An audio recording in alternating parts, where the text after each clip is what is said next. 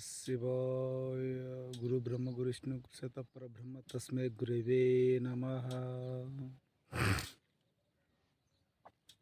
ప్రజలకు రాబోయే గతం,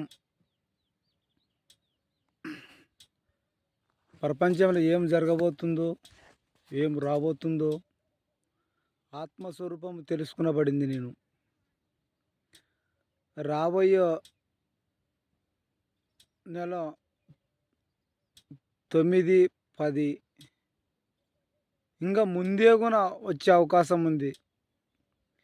ఈ కరోనా మళ్ళీ తెలంగాణను, ఆంధ్రప్రదేశ్ను, మన ఇండియాను మళ్ళీ ఒక ఊపు ఊపుతుంది మళ్ళీ వెంటనే.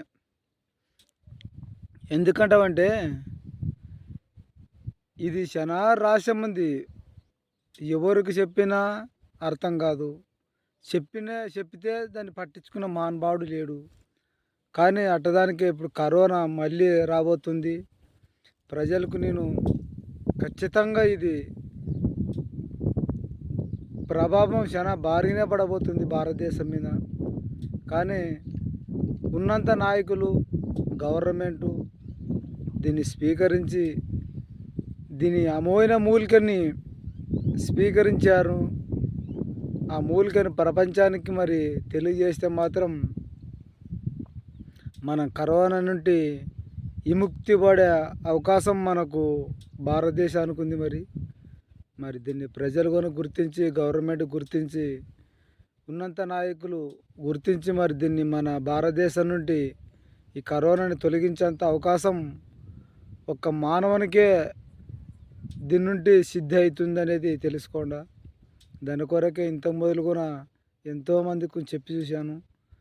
ఒక్క గంటలోనే ఒక మనిషికి పోయి తీసి ఆరామ్ చేసి వచ్చాను ఇంతకుముందే నేను.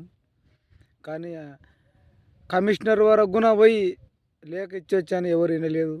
దాని కొరకే ఇప్పుడు రాబోయే కరోనాని భారతదేశానికి నుండి దీన్ని కట్టుబాటు తీసుకురావాలని నేను ప్రజలకు కోరుతూ, నాయకులకు కోరుతూ, గవర్నమెంట్కి కోరుతూ, మరి అందరికీ కోరుతూ కూడా నేను సెలవు తీసుకుంటాను. మరి ఓం నమ శివాయ.